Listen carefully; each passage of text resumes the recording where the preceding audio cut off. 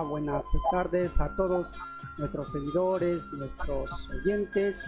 Nos encontramos otro día más aquí en el programa Todo Bien, en Buenos Aires, Argentina. Y estamos enlazándonos directamente con el Perú, con el profesor Raúl Cadillo León. Raúl Cadillo León, él es director del Fondo Nacional de Desarrollo de la Educación Peruana. Profesor, ¿cómo está? ¿Cómo está en Perú? Muy buenas noches, encantado de poder estar en tu programa y un saludo para todos los residentes peruanos en Argentina y todo tu público. Muchas gracias, profesor. Es un honor, como cada día, cada vez que hacemos las transmisiones directamente de Perú, nos encontramos con personajes muy ilustres como la talla de usted.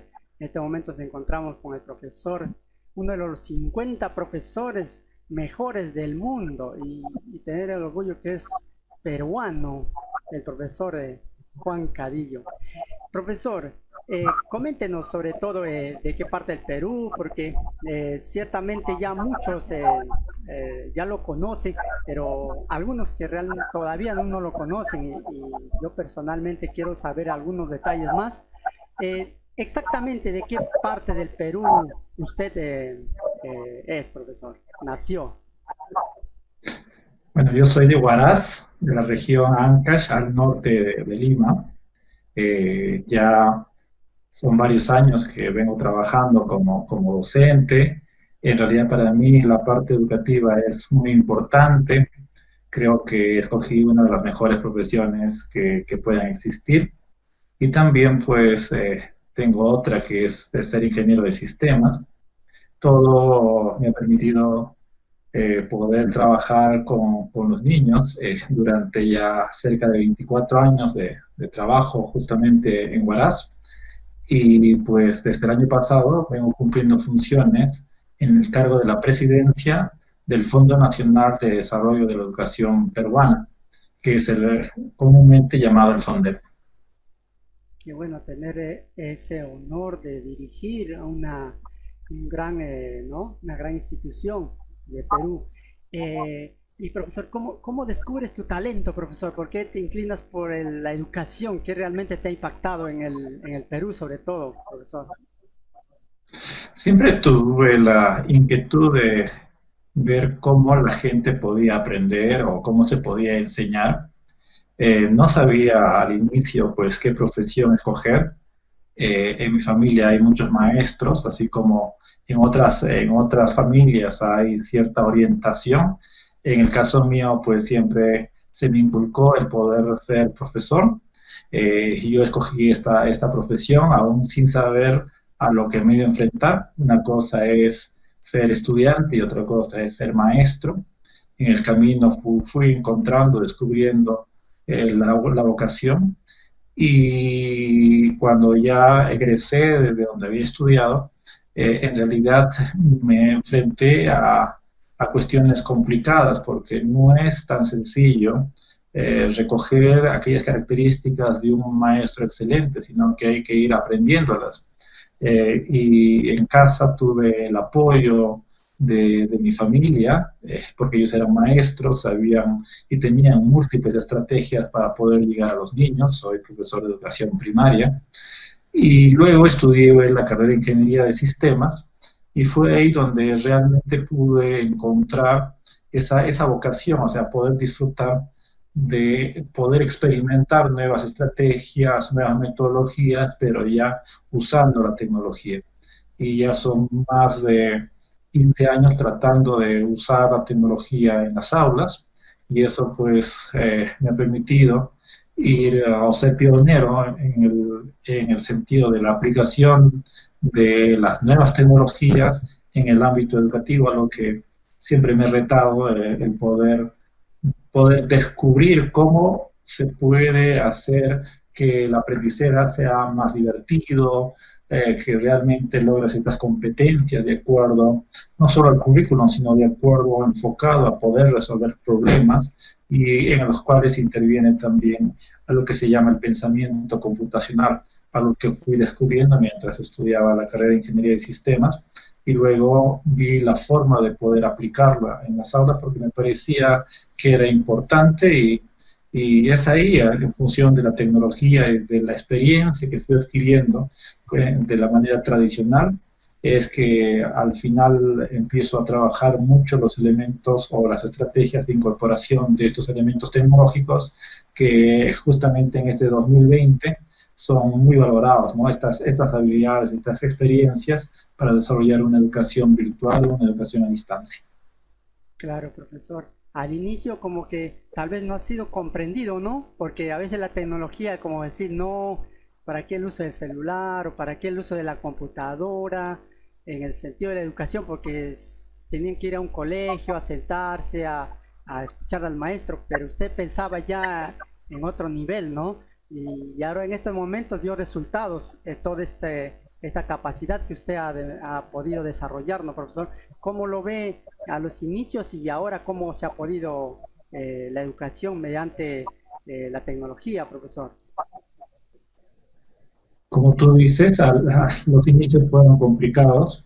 Por lo general, la tecnología ha sido asociada en el campo de los niños y de los adolescentes con un fin mucho más lúdico, es decir, la tecnología sirve para jugar y esto está muy asociado a los videojuegos, por ejemplo, que es un elemento en el cual los niños se implican mucho y los atrae demasiado, pero hemos ido recuperando y hemos ido viendo que no solo es estos aspectos de los videojuegos, sino ir descubriendo un conjunto de recursos o formas de trabajar con la tecnología que implican pues desarrollar razonamiento, desarrollar lógica, pero también a la vez ya con el avance de la conectividad y la aparición de nuevos recursos, uno ve que también hay aspectos de comunicación, de colaboración, de gestión de la información, que son elementos muy importantes, pero a la vez la educación a distancia, la educación virtual, no es igual a la educación presencial.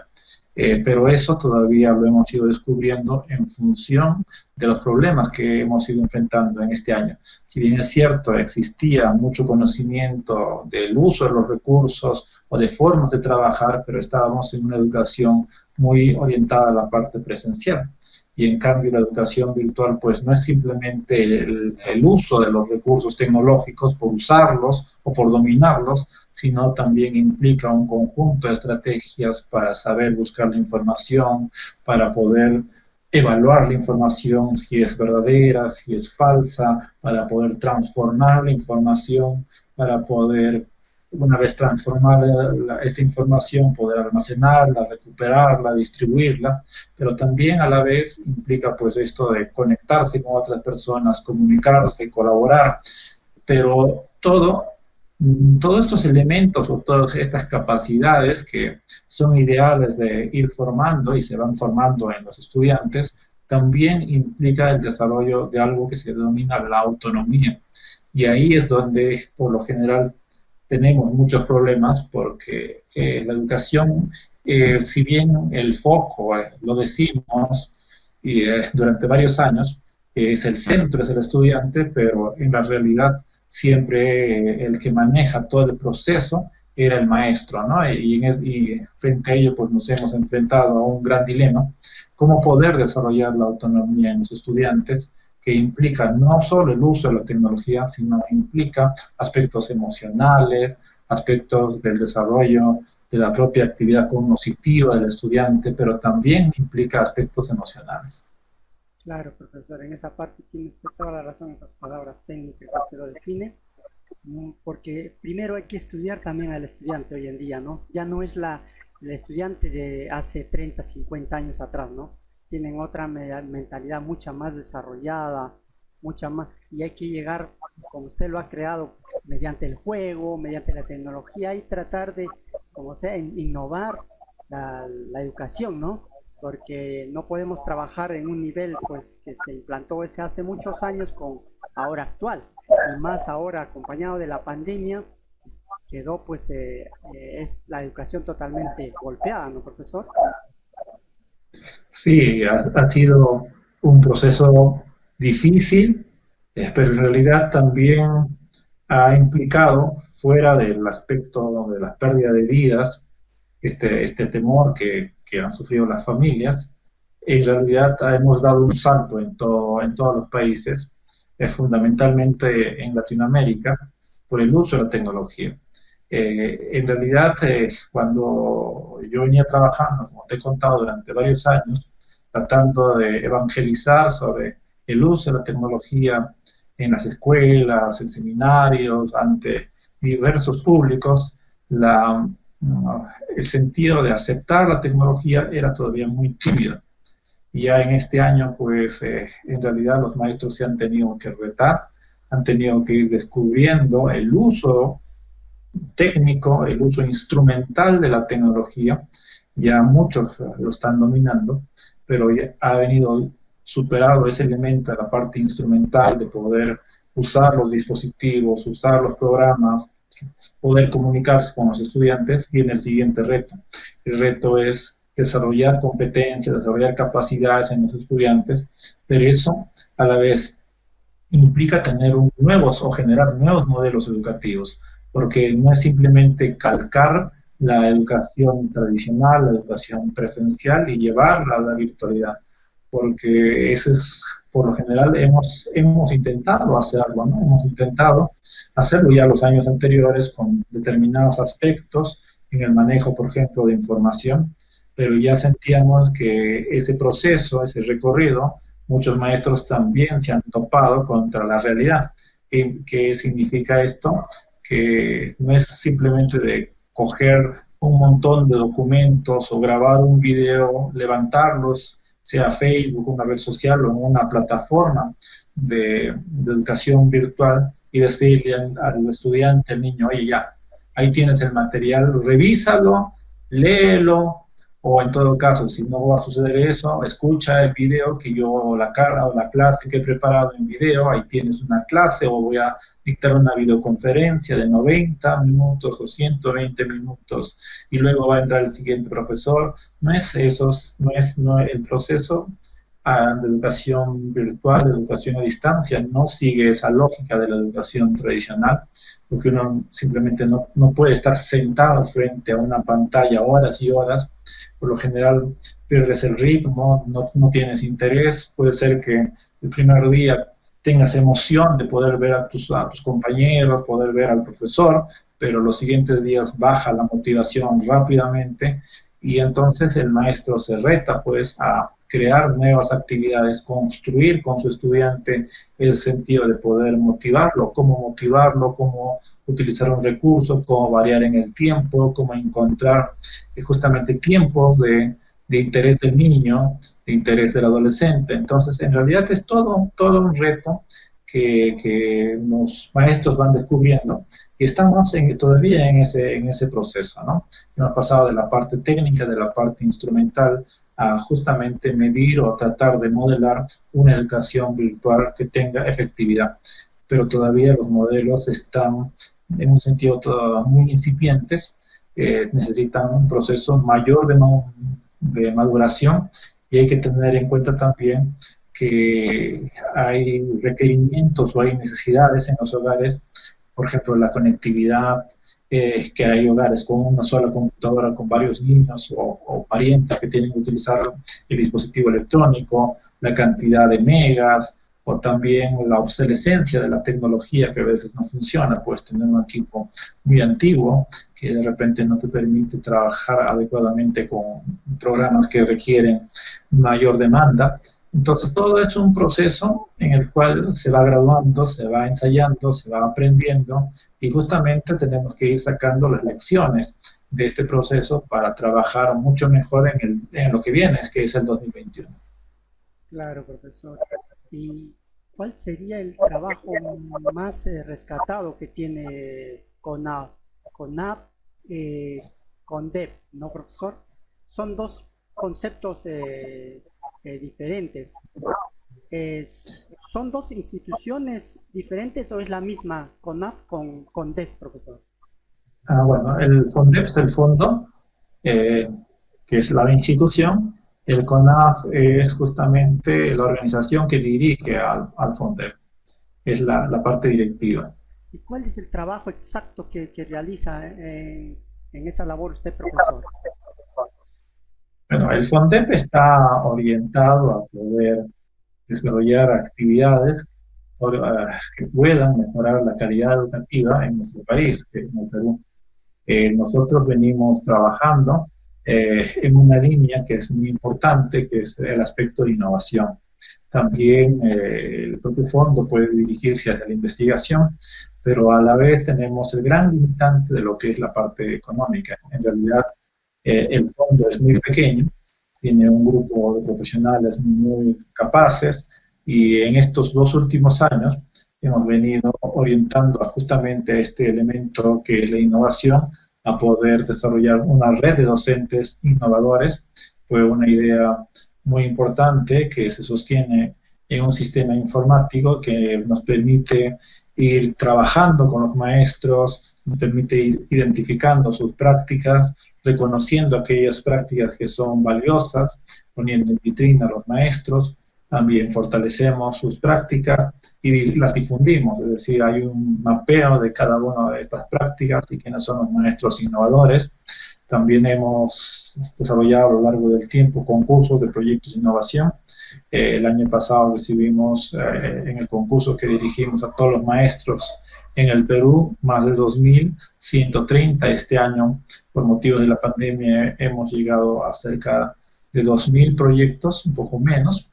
Pero en realidad nuestra forma de trabajo está orientada a que los maestros puedan ir identificándose, puedan tener un espacio donde puedan compartir sus experiencias, también se les da la capacitación, la formación respectiva en el área de innovación y podemos relacionarlos, empiezan a trabajar en conjunto.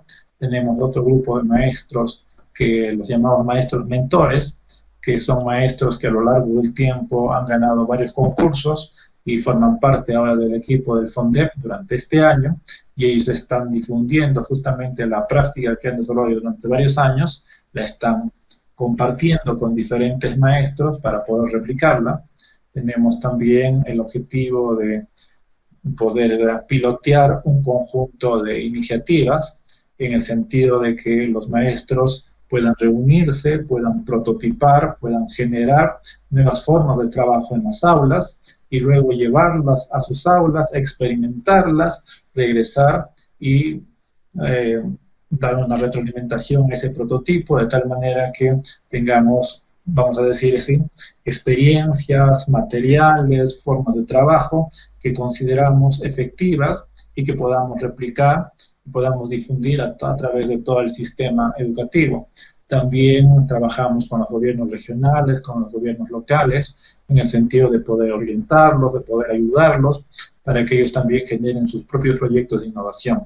Por lo general, el sentido a veces de los últimos años, a través de lo que nosotros hemos logrado dirigir, es que también en muchas partes de nuestro país hay este sentido de poder lanzar concursos de proyectos de innovación, justamente con la lógica de poder identificar y reconocer a aquellos proyectos y maestros que vienen trabajando en el sentido de ir mejorando la calidad educativa. Pero la lógica no es solo dirigir concursos, sino que también nosotros estamos dando un peldaño más para acelerar este proceso, no solo de esperar que los maestros traigan sus experiencias, sino que de la red de maestros que nosotros tenemos podamos empezar a generar estos prototipos, estas estrategias consensuadas, se lleven y se experimenten en las escuelas y luego se vuelva y para ver qué funcionó, qué no funcionó, generar otro prototipo e ir pues resolviendo cada uno de los problemas que enfrentan las aulas, ¿no? Es decir, determinar las regularidades, determinar las soluciones, difundir esas soluciones e ir por más. Ese es el objetivo que estamos desarrollando en el fondo. Qué bueno, profesor, un gran trabajo, una gran labor. La verdad estamos, yo personalmente contento de haber tenido aquí y lo tengo en estos momentos en mi programa.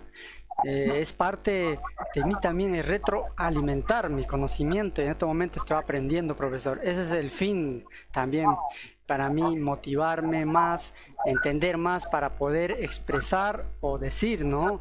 Con respecto a la educación. Y qué más no tenerle a usted presente al profesor Juan Raúl Cadillo León, 50 primeros, de los 50 mejores profesores del mundo, pues es una talla, pues, para muchos es un reto, ¿no, profesor?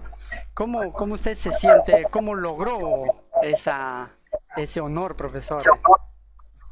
¿Cómo fue el trabajo, profesor, para llegar a ser uno de los 50 profesores mejores del mundo?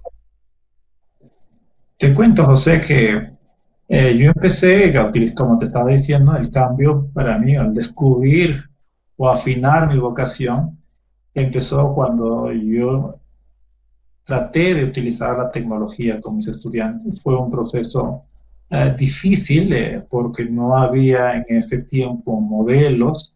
Los modelos que se tenían eran modelos muy, muy simples o simplemente no estaban bien detallados porque estamos hablando de 2006, 2005, 2007, donde todavía el Internet se no se tenía la cantidad de información en español, la mayor cantidad de información estaba en inglés. Fui realizando actividades, por ejemplo, con títeres, así inició mi experiencia sobre estos títeres para enseñar a los niños a poder expresarse mejor, para poder dominarse emocionalmente, para sentir seguridad. Justamente cuando veníamos trabajando con esta experiencia, llegaron hay un programa que se denomina la OLPC, que buscaba repartir laptops en los diferentes países. Estas laptops eran de bajo costo. Era un programa denominado 1 a 1. ¿Qué quiere decir 1 a 1? Una laptop, un niño. Es decir, una laptop por niño. Empezamos a trabajar en función de los títeres, de los cuentos. Llevamos estos elementos, los llevamos a la computadora para que los niños puedan contar sus historias, realizar animaciones de los personajes, como teniendo como referente lo que se había trabajado con los títeres, lo que era mucho más sencillo. Los niños se grababan utilizando el dispositivo y luego se podían ver, por ejemplo, si se habían expresado bien, si los títeres estaban adecuadamente colocados. Y ahí, por ejemplo, lo que pude yo descubrir, un elemento muy importante era la posibilidad de la retroalimentación a través de la tecnología.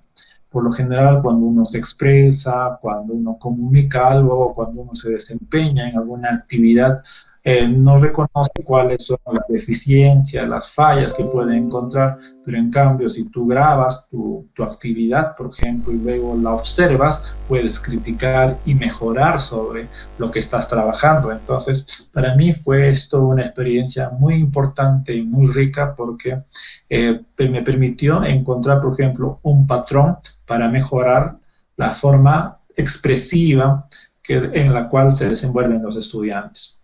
Lo segundo, empecé a trabajar luego de poder presentar este trabajo a un concurso de Fundación Telefónica en España.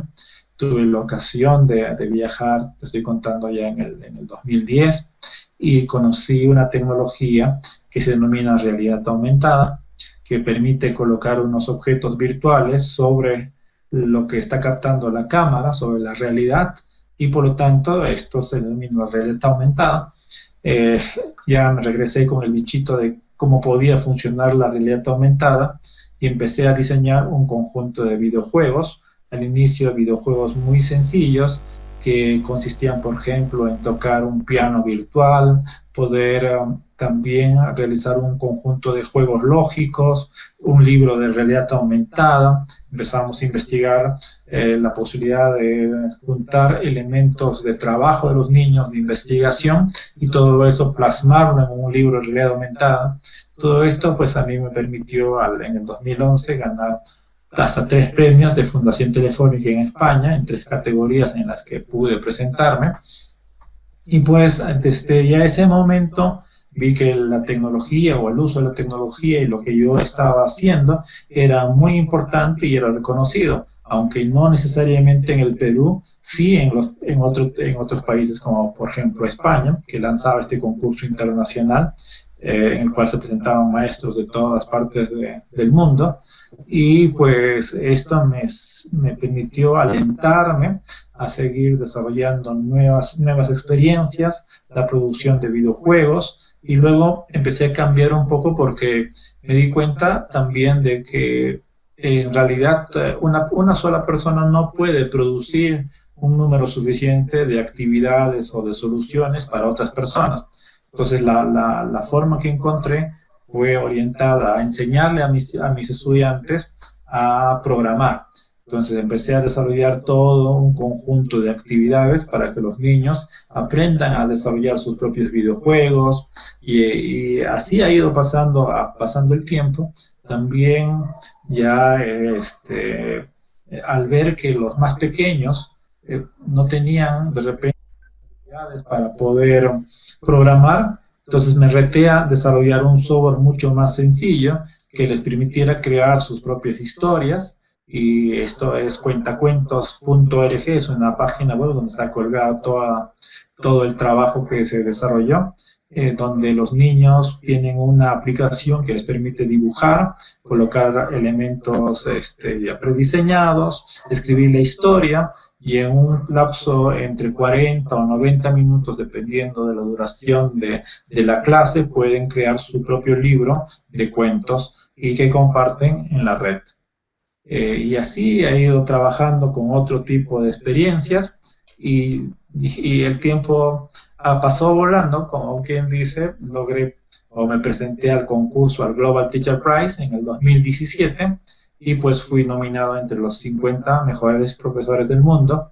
Y ya en el interín gané otros premios en base a todo lo que se había trabajado, como por ejemplo el Premio Nacional de Cultura del Ministerio de Cultura, que en el área de creatividad, y otros más, ¿no? En los cuales he ido presentando mis actividades, mi trabajo, y ya en los últimos años pues he ido asumiendo algunos encargos mucho más orientados ya a la gestión, que me han sacado un poco ya del trabajo meramente en el aula a un trabajo orientado a poder motivar a los maestros, trabajar sobre tecnología con los maestros, y en estos casi año y medio más a través del FONDEP, ¿no? Que está orientado ya a una cultura de desarrollo del maestro, que el maestro sienta que existe un espacio donde puede compartir su experiencia, donde se le reconoce, donde puede crecer,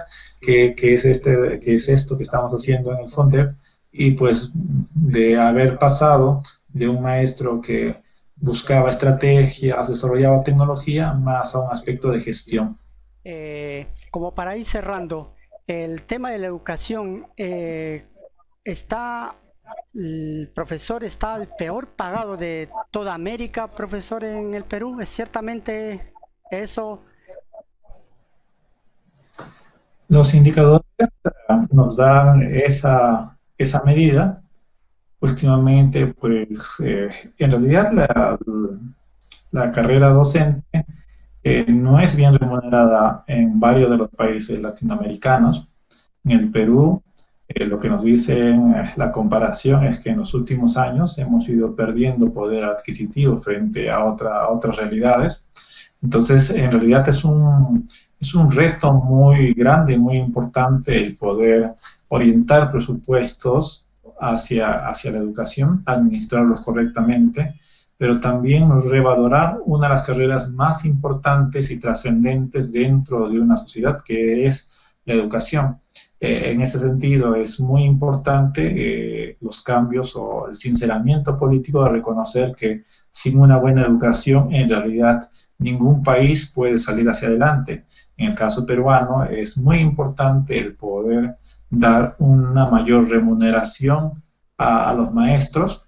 A la vez es también importante los aspectos de mejora en la parte de capacitación, de formación, como también la posibilidad de captar aquellos estudiantes que se destacan en sus colegios para que puedan ser docentes como en otras realidades. Eso es un aspecto importante, no va a suceder mientras los sueldos sean uno de los más bajos de la región y comparativamente dentro del plano local también tenemos un sueldo casi que está por encima de la mínima, pero que no es suficiente para que nosotros podamos alcanzar o satisfacer las necesidades de formación, de desarrollo docente.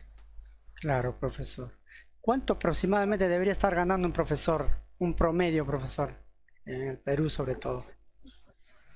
Bueno, podríamos estar hablando de una suma aproximada que podría o tendría que ir superando los $1.000, entre 1.200 a 1.500 dólares comparativamente, ¿no? Ese sería un sueldo decoroso para el primer nivel y en función de ello, pues, ver la mayor capacitación, la mayor suficiencia en las escalas docentes, ¿no?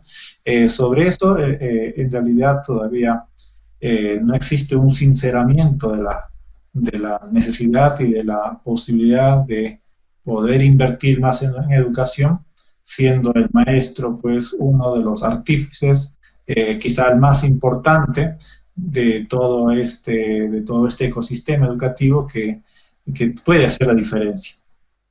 Claro, profesor, sí, en estos temas de política, en unos temas son muy delicados, pero eso es lo que perjudica exactamente lo que es la educación, ¿no? Y en estos momentos también está atravesando un tema, pues, atroz, ¿no?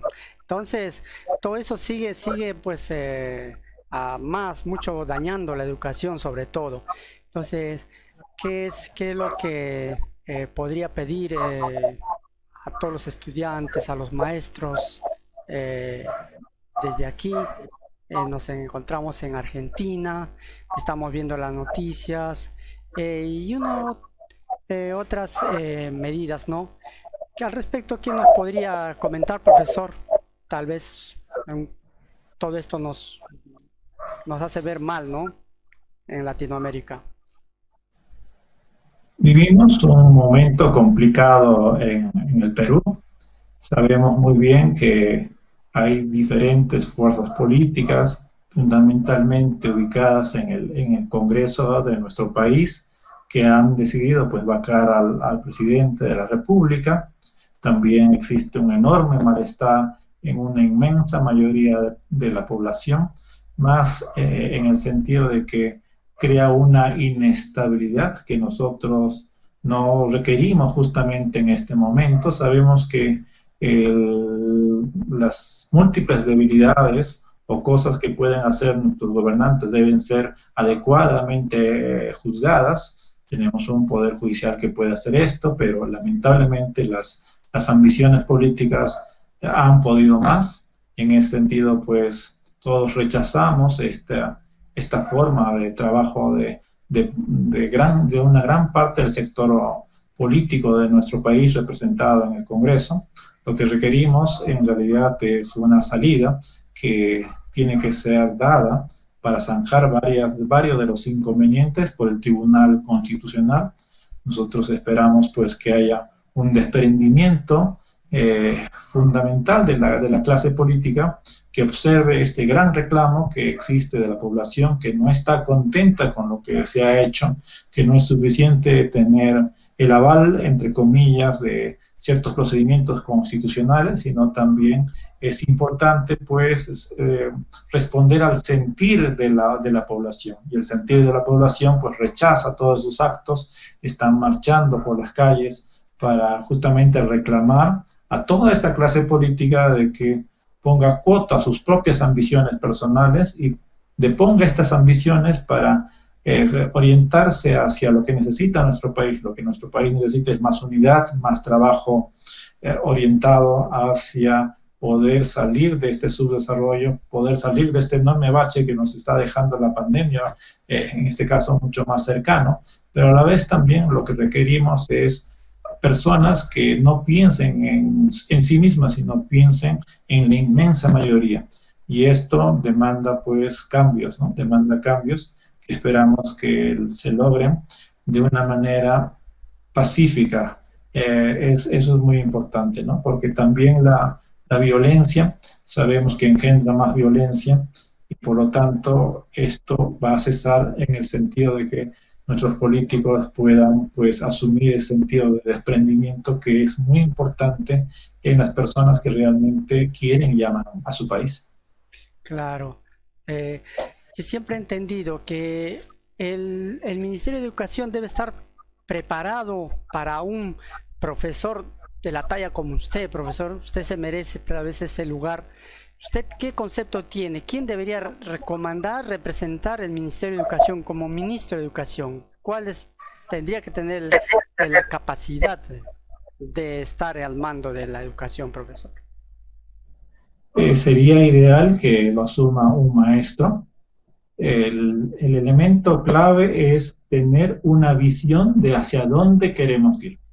No es cuestión, a veces nosotros queremos, y por lo general reclamamos caudillos, que es uno de los grandes inconvenientes que nosotros tenemos en el sentido también muy estructural de los gobiernos, porque cada uno va sin una política clara de hacia dónde enrumbar nuestro país. Y entonces, al simplemente colocar personas, lamentablemente no colocamos soluciones ni colocamos una visión de futuro.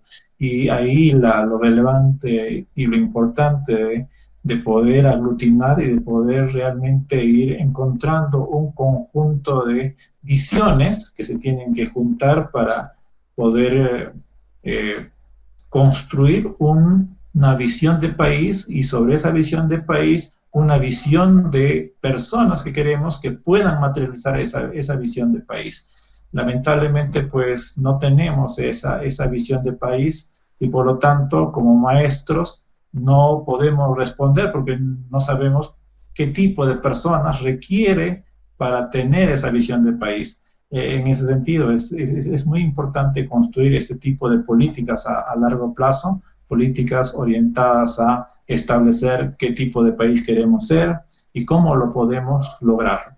Y eso, y una vez definidos esos dos elementos, pues cualquier persona que asuma el Ministerio de Educación va a estar en la capacidad de poder lograr. Pero si no sabemos a dónde vamos, pues cualquier camino al final no interesa, ¿no? Ni las personas que vayan a ir al ministerio, porque al no haberse establecido qué es lo que queremos, pues cualquiera trata de implementar su propia agenda y lamentablemente con estos vaivenes de la política, cada ministro de Educación que hemos tenido no ha durado un año. Entonces estamos simplemente supeditados a la parte política, a la parte de repente intrascendente de esta política que a veces simplemente ve sus propias ambiciones, sus propios intereses. Claro, profesor. Zapatero para sus zapatos, dice, ¿no? O sea, tiene que ser una persona realmente que conoce el tema. También vemos que está mal estructurado. Aparte que los estudiantes están recibiendo una mala educación, porque mirar todo esto que acontece, que es normal la corrupción, que es normal que los alcaldes se portan así, que la policía, entonces, ¿qué educación podemos brindarles si a las finales portarnos mal es sinónimo de normal? Pero si hace 40 años, 50 años atrás, el que se portaba mal, la educación era estricta y rigurosa desde las aulas, ¿no? Entonces ahora parece que está todo transgiversado. Aparte que los alumnos salen sin formación, cuando quieren emprender tablero de educación de profesión, la universidad no encuentran carreras que realmente ellos les atraen. Entonces, ¿por qué no estudia? Porque no encuentro una carrera que realmente a mí me pueda. O tal vez una carrera de fútbol, una carrera de robótica, una carrera más avanzada hacia la era. Eso es mi parte, mi visión, ¿no, profesor? ¿Usted qué punto de vista tiene al respecto a los alumnos que realmente se sienten confundidos hoy en día con todo lo que acontece, con los jóvenes sobre todo, profesor? En la parte ética sí tenemos un enorme bache. La moralidad a la cual respondemos como grupo está muy orientada a los propios intereses personales, a satisfacer las necesidades personales. Lamentablemente, la educación también muy autoritaria justamente ha tenido y tiene en este momento pues ese sentido de no sabemos hacia dónde nos dirigimos si es que alguien no nos dice a dónde ir. Entonces, en el sentido de que tenemos que cambiar hacia una educación mucho más liberadora, pero también una educación que a la vez reconoce que cada uno es un ser independiente, que tiene que autorrealizarse, también vivimos en una comunidad. Y como sociedad nosotros tenemos que ir trabajando juntos porque al final en esta interrelación es que se construyen elementos que luego van a servir para sentar las bases de una economía de desarrollo, de una política de desarrollo social que es muy importante. A la vez, como tú bien lo dices, las carreras o las formas en que nosotros estamos educando ya no responden a las necesidades y a los cambios tan vertiginosos que se están dando. Y entonces, en ese sentido, todavía en el propio cuerpo docente hay el sentido de ir a la deriva, ir simplemente de una manera, yo podría decir, no pensada, no razonada, porque es mucho más fácil simplemente coger elementos tradicionales, elementos que no conocemos. Nuestro sistema no tolera el error, no tolera la equivocación, que justamente es uno de los grandes errores que nosotros acarreamos de esta educación vertical, donde si tú cometes una falla o si tú experimentas algo y te has desalineado de lo que supuestamente es correcto y es bueno, pero este correcto y es bueno está desfasado porque no responde a las necesidades. Entonces necesitamos maestros y todo un sistema que sea mucho más reactivo, mucho más reaccionario, que sepa tolerar el error, que responda rápidamente a mejorar, que no simplemente sea un sistema inercial. Y eso es justamente lo que tenemos que ir buscando. Y esa es la única forma de ensayar y de ir comprendiendo la realidad, de ir mejorando, de ir equivocándonos, de ir buscando mejoras, que es la única forma de poder salir de esta inercia en la cual nos encontramos. Porque si no hacemos esto, lo mismo, tú me podrás entrevistar de acá, si Dios quiere, de acá 3, 4 años y volvamos a hablar de lo mismo. ¿Eso qué quiere decir? Que simplemente estamos en un sistema inercial, que nos conformamos con lo que tenemos y que no aspiramos justamente a responder a las necesidades o que no nos damos cuenta que tenemos que responder a esas necesidades porque el mundo ya cambió. Y eso implica pues profesores mejores preparados, personas que entiendan la realidad y que no simplemente se conformen con replicar lo que ya aprendió, sino que se reten a aprender nuevas cosas.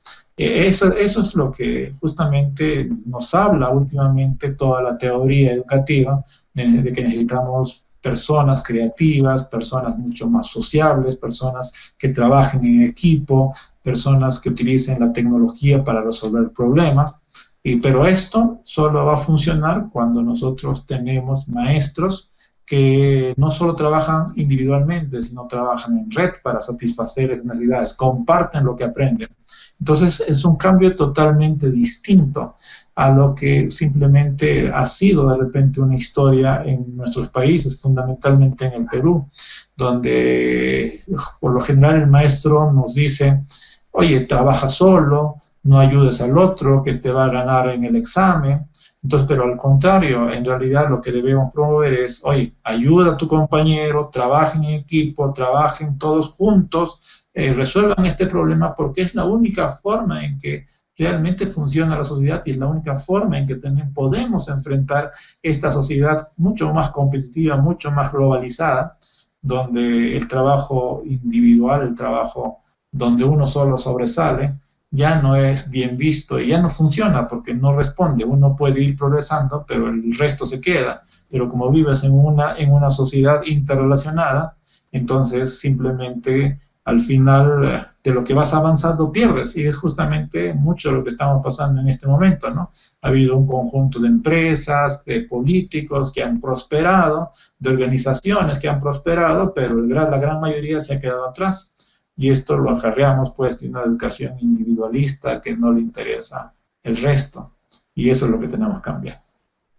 Claro, profesor, sí, ciertamente decíamos varias hace 3 años cuando usted ganó el premio, yo me sentí orgulloso de usted y aparte las noticias, pues no, él es el que debe estar en el Ministerio de Educación, es un buen representante, una persona de estar sentado y no, y hacían comparaciones y tienen razón, pero eso es lo que te tiene que crecer y como usted lo dijo, ¿no?